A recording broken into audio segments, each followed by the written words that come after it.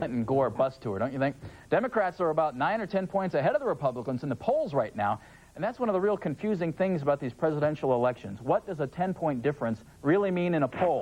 Well, we have a little visual example of the way the race is going right now in Sunday Night Wrestling. Keep in mind, though, it's still about 10 weeks to Election Day, but right now the Democrats, Bill and Al, are kind of like these guys, the Barbarian and Danny Spivey. They're pretty strong in the polls. They're feeling pretty good. You can't blame them. The Republicans down 10 points, represented here by AJ and Vince. Now, the president sent his man Dan out to campaign on his own, kind of like AJ is right here, and that really didn't work out too well for Dan or AJ. Dan has worked very hard, though. He just couldn't dig into that Democratic lead. Finally, though, Dan or AJ here received some help from the big guy at the convention. George helped out a little bit more than Vinny is helping out right here, though.